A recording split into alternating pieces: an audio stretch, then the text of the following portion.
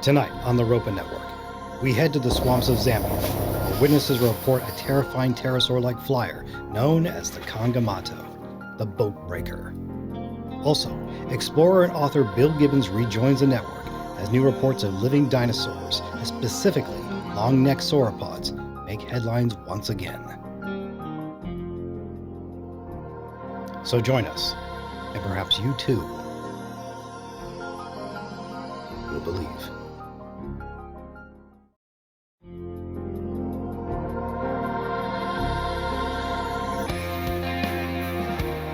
There's a good chance we're dealing with an organic creature, or we're dealing with a supernatural entity.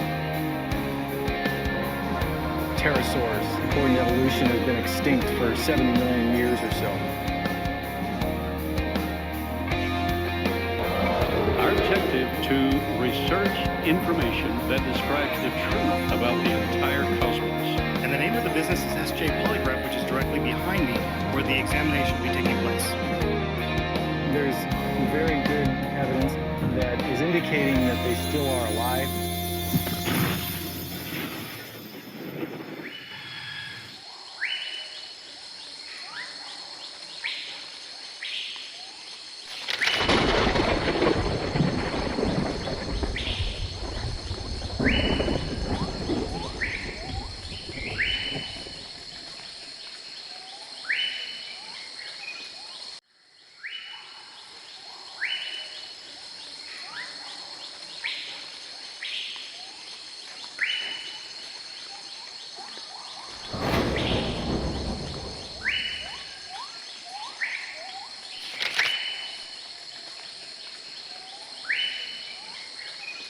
Deep in the swamps of Kenya and Zambia, where the reeds whisper and the river runs black, locals tell of a winged predator feared for centuries.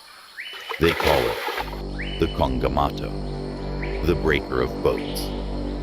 To them, it is not a myth.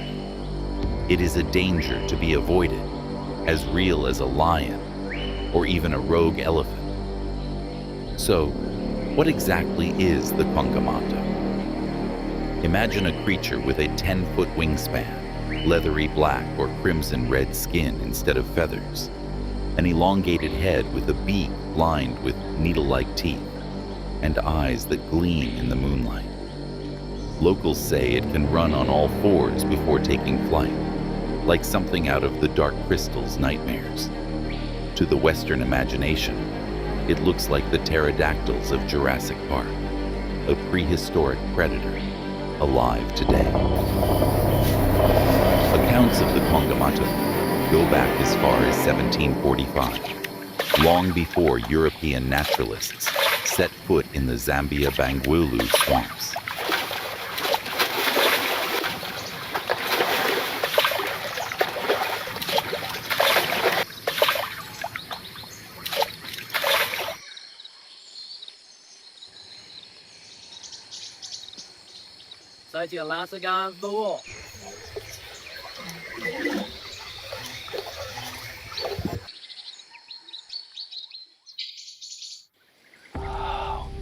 这什么后悔再也是不要。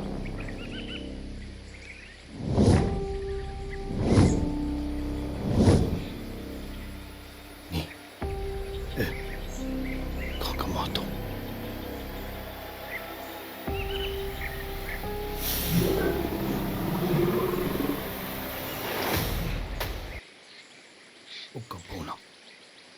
Ukabona, Koba.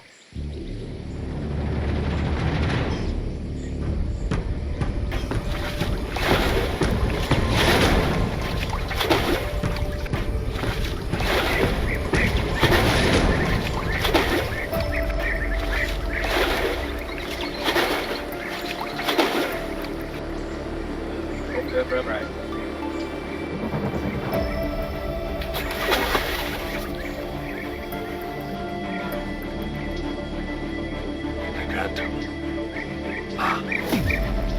Let's chat on that.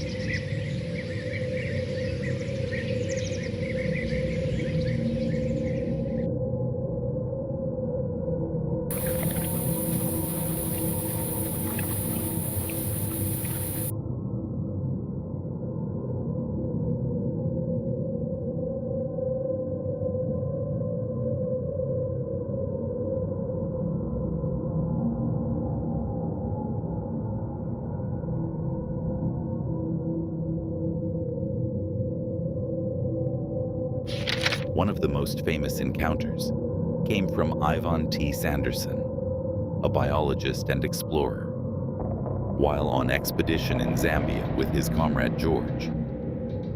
In 1932 to 1933, the Percy Sladen expedition journeyed to West Africa in the employment of the British Museum. In charge of the team was Sanderson. He was a well-known zoologist and writer. While in the As Umbo Mountains in the Cameroons, they made camp in a wooded valley near a steep banked river. One evening, as he and George were hunting near the river, Sanderson describes a very haunting encounter with a living relic. And I looked. Then I let out a shout also, and instantly bobbed down under the water, because coming straight at me only a few feet above the water was a black thing the size of an eagle. I had only a glimpse of its face, yet that was quite sufficient, for its lower jaw hung open and bore a semicircle of pointed white teeth set about their own width apart from each other. When I emerged, it was gone. George was facing the other way, blazing off his second barrel. I arrived dripping on my rock, and we looked at each other. "Will it come back?" we chorused. And just before it became too dark to see, it came again. Hurtling back down the river, its teeth chattering, the air sing as it was cleft by the great black Dracula-like wings. We were both off guard, my gun was unloaded, and the brute made straight for George. He ducked. The animal soared over him and was at once swallowed up in the night. And that is my encounter with the Kongamato, the granddaddy of all bats. Sightings continued into the 1950s. One engineer reported seeing 2 prehistoric birds glide overhead. A year later, another man was hospitalized with chest wounds. When asked to draw the attacker, he sketched what looked like a pterosaur. Even as late as 1998, Steve Ramondi Menya, a Kenyan exchange student in Louisiana, affirmed that the creature was still known and feared in his home country. Could there be a natural explanation? Sanderson himself once called it the granddaddy of all bats. The world's largest known bat, the giant golden-crowned flying fox, has a wingspan of nearly 6 feet, but it doesn't have teeth like a crocodile. Others suggest the Kongamato could be a giant stingray, breaching from the water and overturning boats. But that fails to explain sightings of the creature running on land or flying overhead. In 2010, a team from Genesis Park traveled to these very swamps, interviewing fishermen and holding night vigils. They found no hard evidence, no bones, no photographs. But the locals' stories were clear. The Kongamato is still out there. Perhaps it is time for a new generation of explorers to take up the search. Is the Kongamato a legend, a misidentified animal, or a living relic of the prehistoric past? The swamps still whisper, the rivers still run dark, and perhaps, somewhere above them, leathery wings still beat against the African night.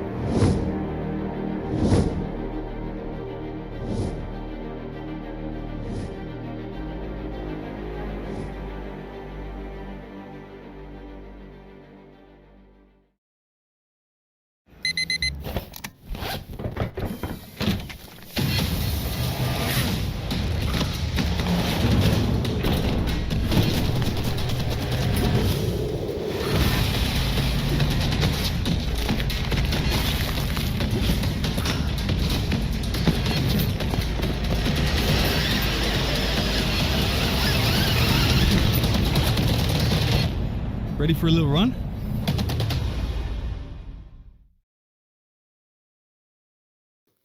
Next, explorer and author Bill Gibbons rejoins our network as new reports of living dinosaurs, especially long-necked sauropods, make headlines once again.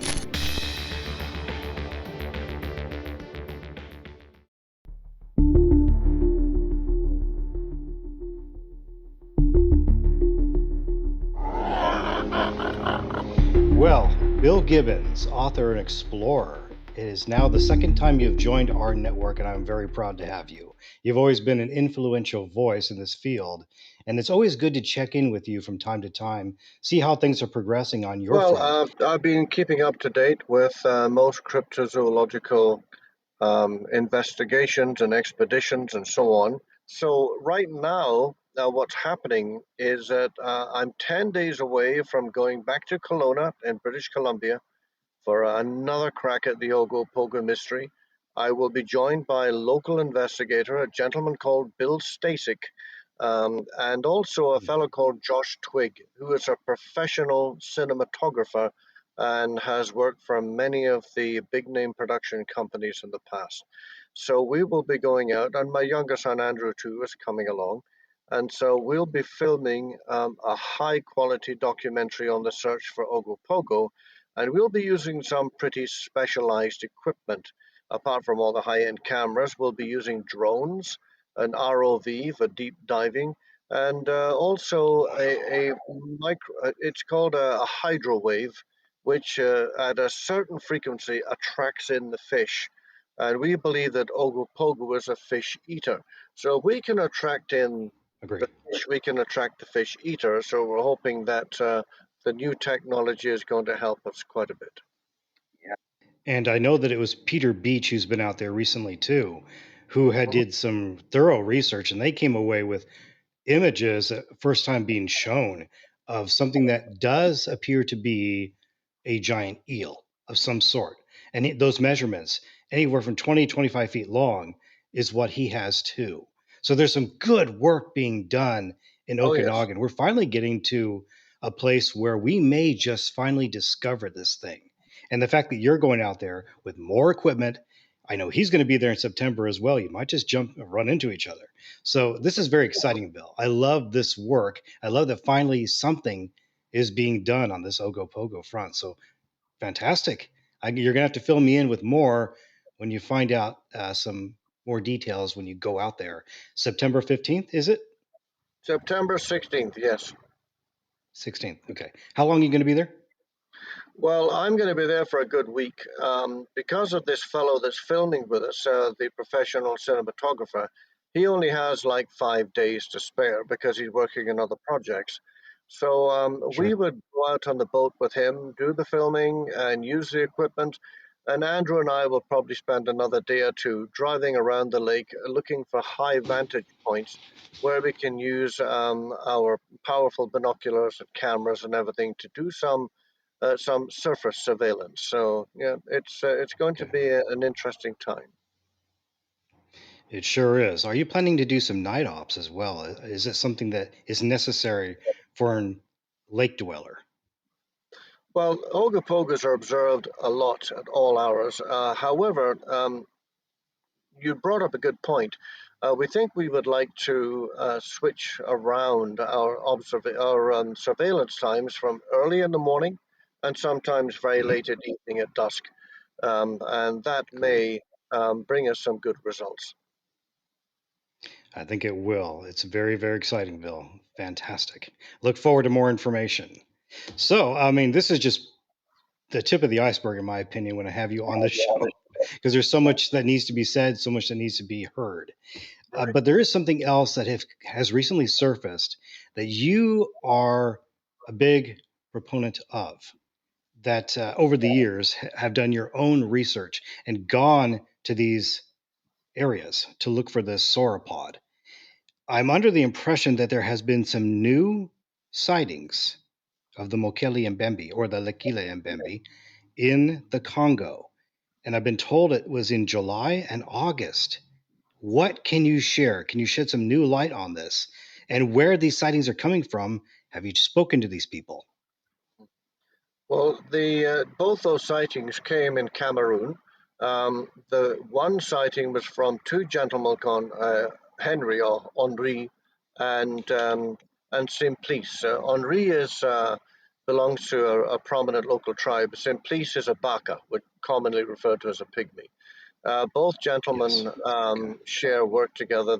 I think they own a plantation, And at the time of year, this is in July when they spotted this L'Aquila bembe, as they call it in Cameroon. They'd taken a break from the mango harvesting, which is a very busy time, and decided to do a bit of fishing way up in the north area of the Jar River, a place called the Three Islands, probably very small places in the middle of the river. As they were fishing, they became aware of a very large animal that was kind of pushing its way through the forest, making a lot of noise. You see, I've observed elephants there in the wild, either they're making their way through the bush, and elephants move very quietly in spite of their size. But whatever this creature was, it was making a lot of noise. It was just like barreling through the forest, and this drew the attention of Henri and Simplice. And their eyes were fixed on that spot, and this was about 100 meters away from them, south on the river. And then they saw L'Aquila bembe enter the river. They said it wasn't as the biggest one they've seen. This was about 9 meters long, still a fairly big creature. Typical Yeah. sauropod. They saw the whole animal. They saw the head, the neck, the body, the four stubby legs, and the tail held high off the ground, swinging back and forth as the animal moved. Then it went into the river, causing quite a commotion, and then it moved across the river and there towards the Congo side of the river, and then disappeared into the swamp from there. The animal did not appear Wow. to notice them. I think both those gentlemen were probably very relieved at that. But the description was a reddish brown, small, probably a juvenile L'Aquila bembe, and they were very, um, you could say, just awestruck by what they saw. They were able to contact my French colleague in Nice, Michel Ballot, and Yep. told him about this encounter.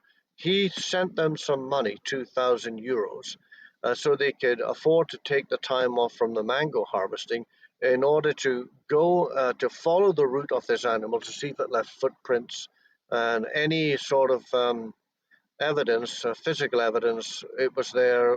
Did it go in the forest? Did it leave a breach in the forest? And so on and so forth. The next encounter or observation of a L'Aquila bembe happened in the south of Cameroon. This was 22 kilometers east of the town of Malundu, a very interesting place. Malundu is a border town that lies on the confluence of the Bumba, the Ngoku, and the Jar rivers. This is an That's right. area where these animals are said to migrate frequently. What happened was 22 miles east of the town of Malundu, there's a large area of swamp, probably adjacent to a river.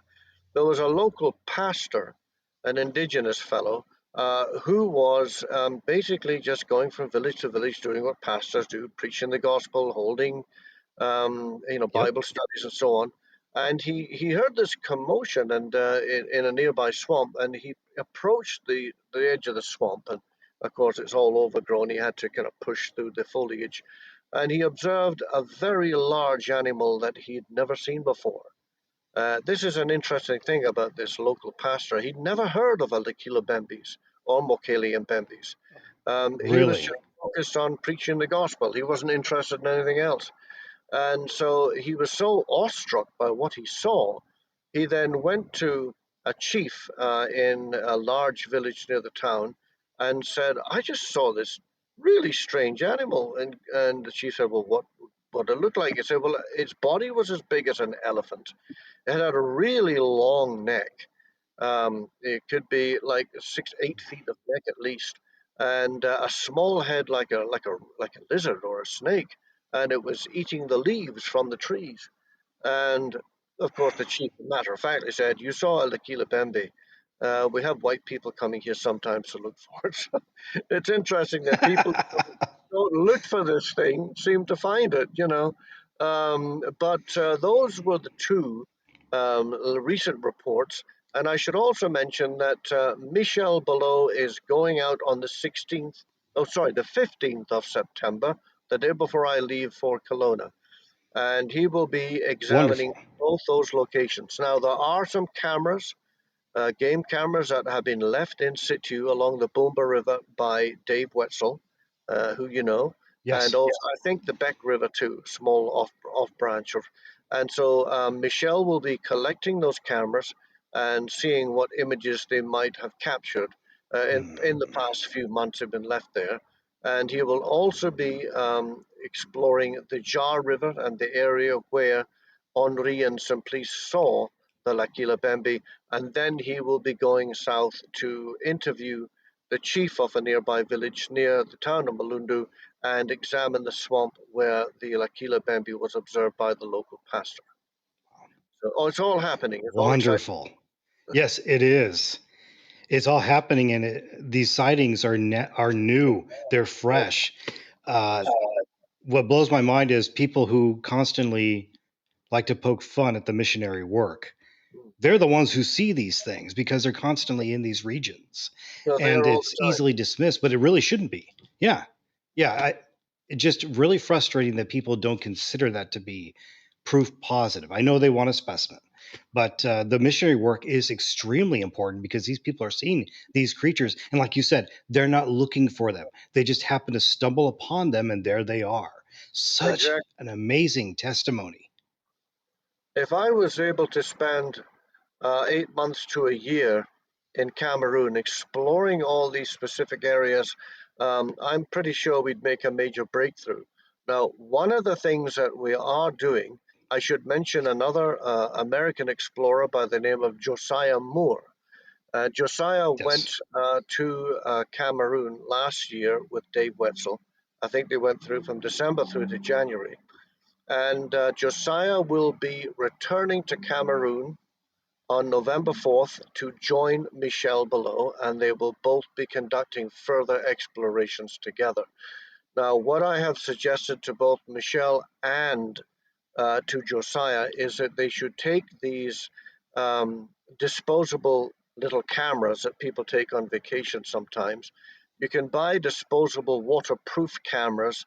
They have a roll of film inside to about 24 exposures. And I suggest to take the waterproof ones because if you drop it in the river, it's going to be okay. You can fish it out again and still use it. So I Yeah. explained if you take a dozen or more of those disposable cameras and hand them out to trusted local individuals who will make the effort to Good idea. go and look for whatever we want them to find, whether it's the L'Aquila Bembe, whether it's the Ngubu, the horned animal that's said to live in the forest, or whether it's the Dode, this giant primate that fights gorillas, or of interest to me, how about the giant forest spider, the Jibafofi? Now, I noticed Yes. that on some websites, they say that because I was the first one to learn about these giant spiders through a lady called Margaret M. Lloyd, whose parents in the 1930s were exploring the Congo, sort of an adventure honeymoon, and they came across a giant spider that crossed a jungle trail in front of them when they were driving along in an old Ford truck. Now, she told me about this, and this intrigued me. So, but in Cameroon, we hear about the same spiders. Now, in the Baka language, in Cameroon, the spider is called Jiba Fofi, which means giant or great spider. Shiva. In Cameroon, in Congo, the animal is called Mobali Elulu, which means giant or great spider, and that's in the Lingala language. So, it's sometimes a lot of work to try and go online and on blogs, cryptozoology blogs, and distinguish the different names for these different creatures, where they are found, what the tribal names are, and so on. And that's why I put together a video on my channel, Crypto Hunt, explaining why Mokele and Mbembe cannot be a myth, because there's so many different tribal groups spread out over a vast area throughout the Congo Basin, all the way to southern and East Africa, that knew these animals. There's at least 15 different names for the Mokele and Mbembe that we were able to uncover. But all 15. all known to 15, all known by different tribes, speaking different languages, different dialects. They had different social structures, and so if Mokele and Mbembe was a mythical animal, it would only be confined to one particular tribal group. But we've also Agreed. uncovered at least 6 Westerners throughout the years, including one up to 2010, who actually observed one of these animals for themselves. We mentioned reddish brown. That's consistent with sightings from the past, as you know. Yes. So this is on par with past sightings, only again, solidifying and making it that much more credible. I'm blown away by that too. And then I come back to thinking about, you mentioned about the lake dwellers. I'm surprised that skeptics would find this hard to believe. I mean, we have the fossils of these creatures, and they are lake dwellers. And I know they're different from the ocean marine life slightly. It's just that why is it so hard to believe? Why is it so hard difficult for these skeptics to believe that these things have still found a way to survive, especially if they're a lake dweller or an ocean dweller? That's easier for an animal. I think the survival rate's better for them. And we know how vast the oceans are. In your opinion, why is this so difficult for them to believe? I think I have the general idea. I'd like to hear from you, though. Well, you have two camps of thought here. You have the evolutionists who believe in the millions and millions of years of evolution. They believe that most, if not all, of the dinosaurs were killed off during the Great Dying, as it were, when the Earth was hit by a massive asteroid. This sent shockwaves around the planet. It sent up a massive cloud of dirt and debris that blocked out the sun. The plants died, the plant eaters died, and the carnivores that preyed on the plant eaters died. And that's how it stayed for a long time. Someone recently sent me, however, a scientific paper, a place called Chatham Island, where they actually uncovered post KT boundary dinosaur bones. Now, if you accumulate all the evidence for dinosaur survival, we have, for example, very good cave drawings made by early human beings of animals that look Mhm.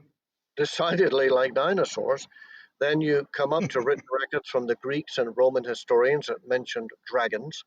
And I think it was Pliny that wrote of a long-necked sea dragon that lived in the Mediterranean that was observed by Roman soldiers as they were sailing through the Mediterranean. And this thing would come up with this long head and neck and swim alongside the ships because there was no engine noise to scare things away back then. Everything was sailboats. Right. And most of the vessels, uh, going back hundreds of years, that were powered by sail, would observe these creatures more often because they weren't disturbing the water as much. And then you have the Anglo-Saxon chronicles written before and also during the reign of Queen Elizabeth I, where she had to dispatch an army to kill dragons every now and again that were menacing local towns and villages. And interestingly, the last dragon in England was observed by a group of bird watchers in a wooded area near a town called Fittleworth in the county of Sussex. And this dragon would run up hissing and spitting at people and chase them away, but didn't harm people. And it was observed and encountered for the last time in 1867. Now, the word dinosaur or dinosauria had not been invented until 1842 by Sir Richard Owen, who was an anatomist who worked for the Museum of Natural History in London. So, and carrying Yes. on today, we're getting reports of creatures that I suppose early people would call dragons, which we now call dinosaurs, or at least something that looked like them. So we have this rich tapestry of in history of animals that Hmm. were encountered by early peoples coming right up to the present day that would have been called dragons at another time, which we call dinosaurs today. But it's getting good evidence that is the main challenge for us. Let me move into a different creature now. There have been reports, Bill, in Zambia and Kenya. Now, two different locations, of course. We all know Africa is huge, a huge continent. But there have been reports of a pterosaur like creature called the Kongamato. But these reports, in my personal opinion, are consistent with the Ropen of Papua New Guinea, Mhm. presumably the same creature. Now, what people are trying to understand is if it's still out there. Is there any new reports? Did you venture to look for something like this? Did you ever go to those regions? Not as yet. I know there's been a lot of unrest, shall we say, in some of the more rural locations, rebel groups and everything. Some of these places are a little risky to go to. They are, yeah. Personally, if I was to look for a living pterosaur, I would just go to Texas or Arizona, maybe even Louisiana. They've been observed there too. So, Yes, they maybe have. looking closer to home might be well, it's cheaper, but it might also yield good results. Excuse me. Let me reiterate on that one here, Bill. You're right about this. This is why Dr. Baugh has said we may no longer need to go to Papua New Guinea because we're finding them here. Like I've Right. mentioned before, you can go to any state and you're going to come across somebody who has seen one. And we're getting a lot of reports in Texas, Mhm. a lot. California, Texas, Arkansas, Washington State. These are big Yes. areas for these creatures that could be possibly migrating. The Kongamato means boat breaker, and it has been seen in Angola as well.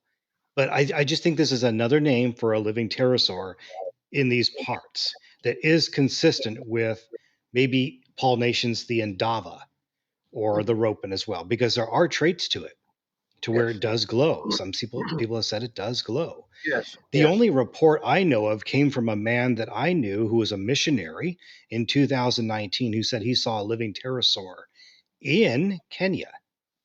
And I don't exactly remember the exact spot of where he saw it, but it was in Kenya. So it wasn't in Zambia, where some of the most famous sightings have been. That was 2019. And that's the Interesting. only recent sighting I have of the Kongamato from that point on. Because I think before then, it may have been seen by Ivan T. And that Sanderson, is one of my the encounter with the patriarchs Kongamato, of the this field of granddaddy of all research. bats. And I know that you met Ivan T. Sanderson at one point, didn't you? I didn't meet Ivan. I met Roy Mackall. I knew Roy Roy Mackal, okay. Mackall personally. I knew Bernard Heuvelmans personally. I knew Tim Dinsdale personally, and J. Richard Greenwell personally. And I met, I think he's the late Bigfoot researcher. I can't remember his name. He was a professor, university professor at one time, Grover Krantz. Okay. And I met Grover Krantz personally. I bought one of his casts from him, actually. Now, on the subject of living pterosaurs, I'm trying to locate a missionary family that served in Venezuela many years ago. They were going north on a river in Venezuela, surrounded by nothing but jungle, and they saw a pterosaur. It flew right over them. Then they said this creature was absolutely monstrous. It had a wingspan they estimated to be about 50 feet. Now we are talking Oof. for coatless here. Now their son called up a Christian radio show in Portland, Oregon, and told them that story, and his parents went, "Oh no, people are going to think we're crazy." But I'm trying to find who they are so I can talk to them if they're willing to discuss that. Um, but I think also I got a report from one fellow who lives in Louisiana. He stepped out the back door one night to get some air, and he saw this thing flying around the trees. At first, he thought it was a large bat, but when it came closer, he got a good look at it. It said it looked like a pterodactyl with a 3-4 foot wingspan. So they're around, Hmm. and I think that we can look for them. There's lots of mysteries in Papua New Guinea that I'd love to look into. But if you're looking just for pterosaurs, then I suggest the United States is one of the best places. Even Australia, they've been seen in Australia. Okay. I agree with you. I think that the states are the best place to be looking for these creatures because we're seeing them quite abundantly. The numbers is something that I've been asked over and over again. How many numbers are out there? And when I refer to pterosaurs, I'm talking about Ropens, Kongamatos, Indavas. It all ties in. You want to call them pterodactyls? That's fine too. You want to call them pterosaurs? I don't have a problem with that. We don't have to stick to potentially one name. Although in the Right. Western world, we know them as pterosaurs, pterodactyls. Most people do not know the word pterosaur. It goes right over their head. But when you say pterodactyl, that makes sense. And for Right. those who are listening and watching, you have to understand that Ropen is just another word for a living pterosaur. Kongamato is just another word for a living pterosaur. And I think that we need to concentrate heavily here in the States in order to discover something like this. Although it's going to be far harder to track versus like a Sasquatch or a land dweller because it flies. So then you have to think like the creature, which is really, really hard. You almost have to snare it, get a tracker on it, and then follow its habits. Because I do think they're habitual. I do think they migrate. There are patterns to these amazing flyers. Mhm. So I guess I'm trying to understand more about them as we are known for being pterosaur watchers. People come to us for eyewitness testimony. They're saying, "Hey, look, I don't know who to talk to about this. You guys seem to specialize in pterosaur phenomena." I do think it's a very strong one. Personally, to you, Bill, where does it rank? I know it doesn't rank up there with Sasquatch. The sightings are tremendous. But where does it rank amongst this in this field about something that we need to absolutely study? I would I would rank the Kongamato or the Duas or the Ropen, different names. So I'd rank them fairly high. Um, they obviously live in caves. So even here in Canada, the First Nations people here speak of the thunderbird, and I've read cases where very large pterosaurs have been observed by some of the First Nations people here in modern times. Um, they do dwell in caves. There's no question about it. So, what my thoughts would be to use one of the good quality mini drones, DJI drones with 4K cameras. Fly it up into that cave. Don't go climbing up there and risk breaking your neck. If they dwell in caves and they are nocturnal, let's get a small drone up into those caves in daylight hours to see what we can see. And that's one of the things I would do. And I'm certainly on board for doing any kind of pterodactyl or pterosaur research here in North America, but particularly down in Texas and Arizona, where they're seen frequently at night because they have to nest somewhere. And if they are nocturnal, my best guess would be they'd be in somewhere dark during the day, like caves. So it's worth That's my taking a thought look. too. Yeah.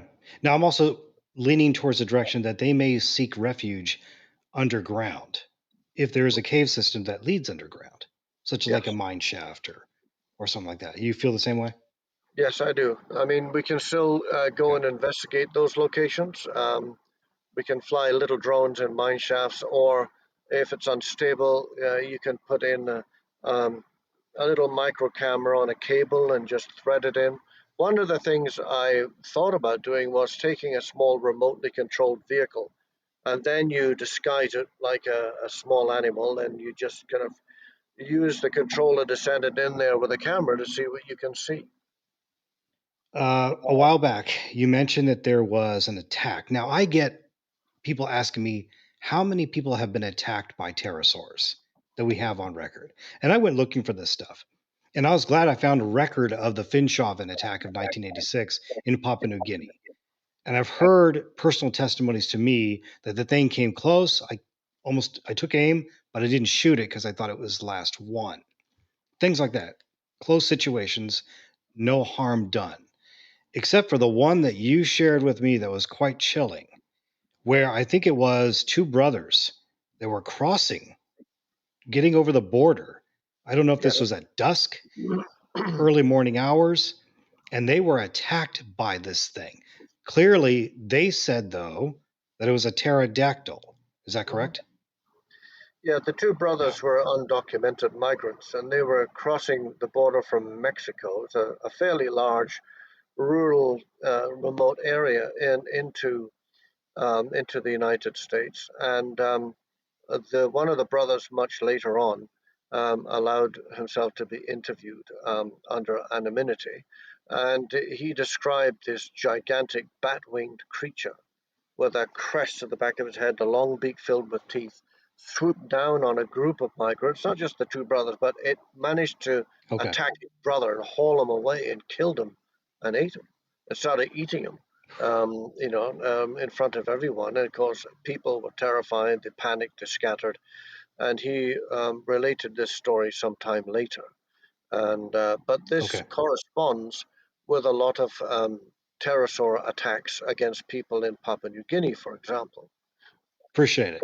Now, you have this Okanagan trip coming up on the 16th. I wish you all the very best. You're going with the right mindset, you're going with the right tools, and I certainly hope you find and discover something because we are coming away with more proof from that lake. And this is one of those that's not too far from me. It's about 9 hours away. I just have never been able to get out there. But here you are going. So I hope you come away with a great discovery, Bill. I really do. Keep me in the loop. I want to hear more. And I'm glad that we've had this conversation. We've had conversations like this. It's only proven that what I've said about you, I do think you are a patriarch of this field. You've done an amazing job. Your research is worthy of being heard by so many. So keep up the great work. It has been a pleasure to have you on the Ropen Network. My pleasure being here. Thank you. I would give you one little tidbit. There is a zoologist, another fellow, a paleontologist, and I won't mention the names, but these are evolutionists. And they've been on the Okay. blog saying, "Oh, well, Gibbons is wrong. Gibbons is this. Gibbons is that. Gibbons. And his research is worthless and blah blah blah blah blah." Um, my answer to them is, well, if you think I'm wrong, if you think I'm making things up, if you think I'm wasting my time, if you think Mokele Mbembe is a mythical animal, then go to the Congo and prove me wrong. They won't, of course, because they're too busy, they're too comfortable where they are, and they're too busy just being skeptics and naysayers. But I'm hoping one day we'll have good, solid evidence of more than just one mystery animal that will cause them to think very carefully about their position on the question of cryptozoology. It's interesting, Bill. We have some evidence as it is, but it's not enough for them. When you're going to mention a Cretaceous fish that is Mhm. still surviving off the Indian Ocean and off the coast of South Africa, you think that would be something for them to stop and give pause to? No, you're absolutely right. And I've seen these articles about you. I dismiss them because, again, they're coming from those who have not ventured to these regions, Mhm. which frustrates the hell out of me. But because Me they want too. to be able to get their 2 cents in, but I can't take them seriously because all they do is point the finger and sit behind the desk all day long. I don't want to hear from people like that. I want to hear from people like you who have been out there and seen for themselves. Well, So Roy I McIlroy, completely am sympathetic. Roy McIlroy went out into the field, and so did Bernard Heuvelmans, J. Richard Greenwell, and so on. So, and even Grover Krantz. So these men were not only well qualified scientifically, but they were also, dedicated field researchers in their own right.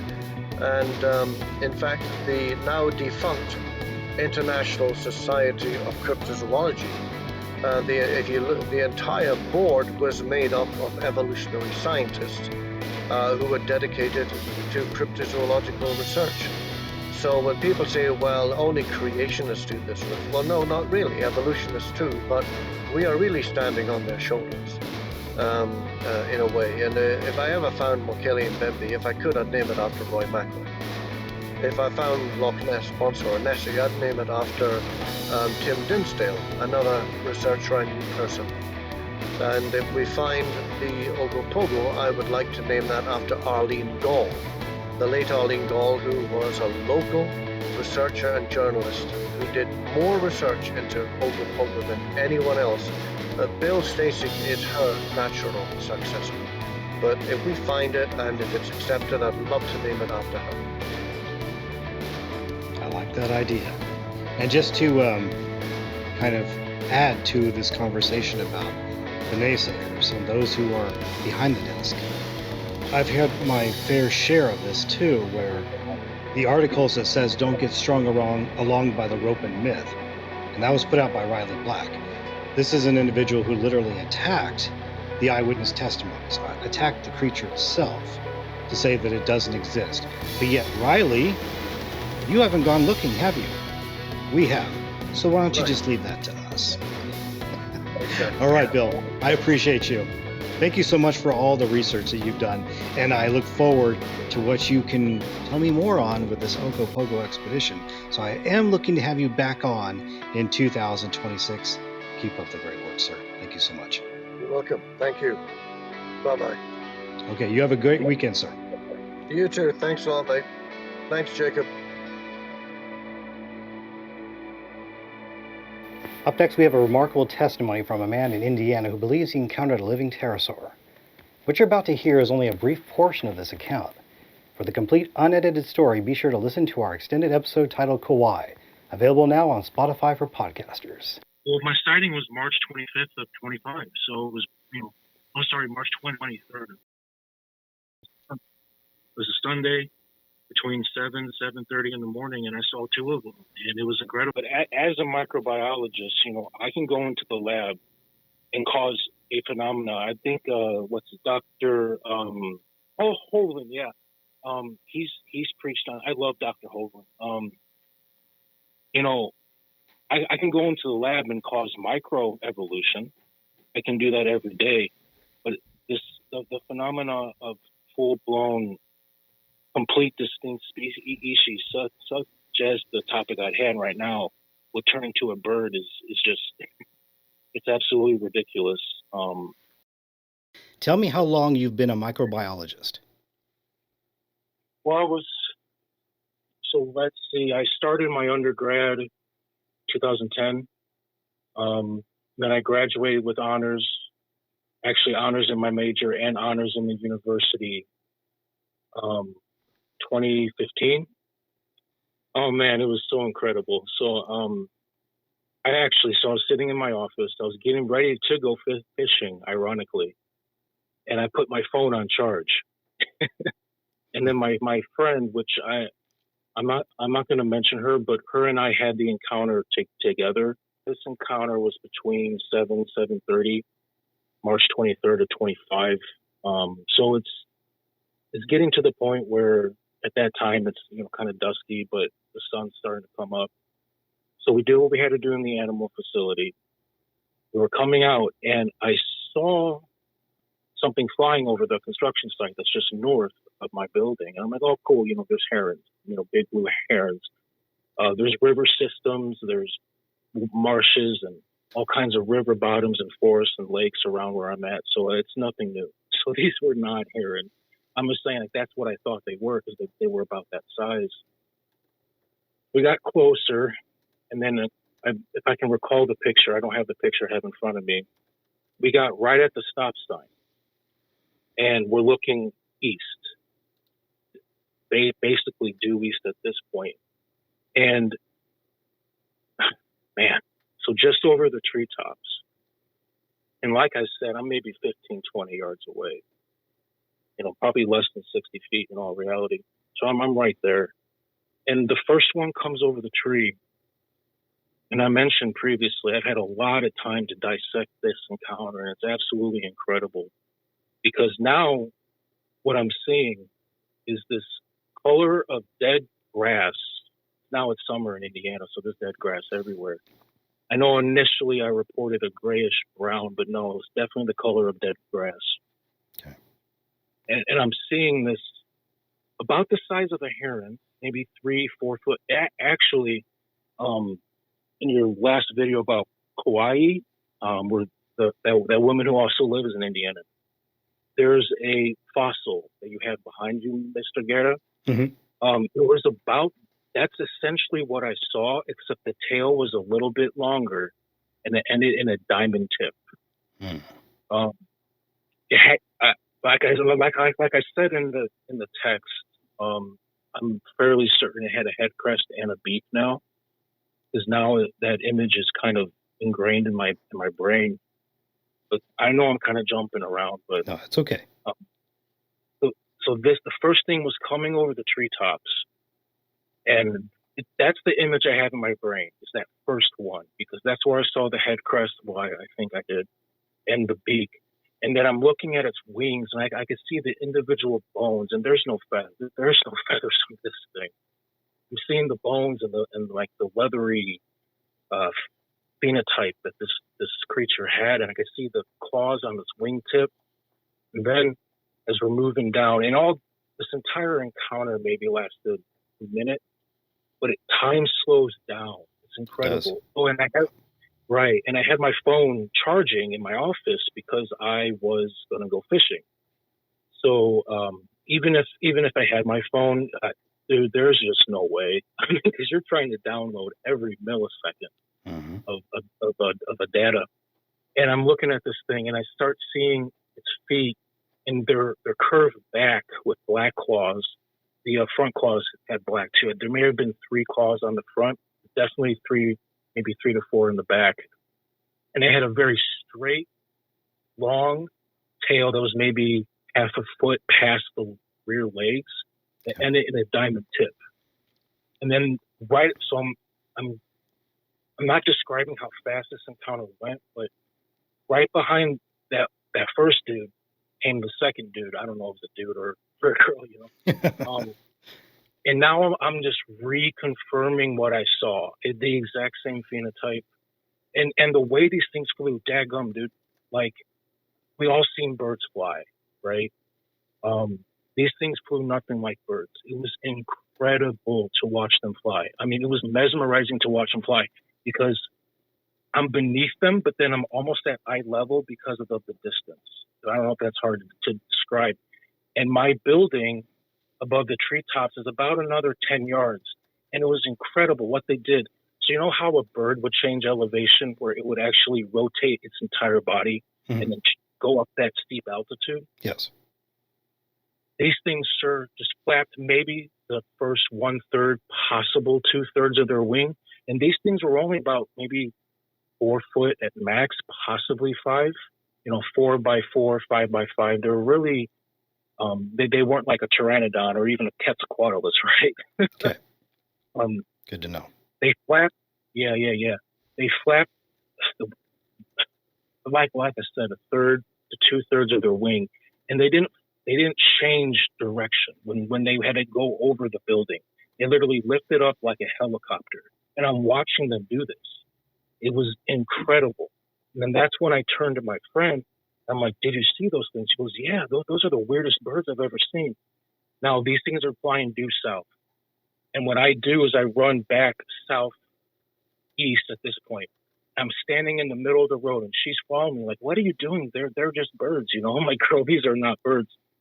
And then we see them fly over the building, heading due south, possibly southeast. And again, diamond-shaped tail, no feathers, color of dead grass. It was incredible to watch these things fly. Do you love to draw? If so, we'd love to feature your artwork here on the Ropen Network. Send your drawings to us at ropentracker@gmail.com. You may see your creation showcased in a future broadcast. Tonight's featured images were generously provided by Kevin Poe. Thank you, Kevin.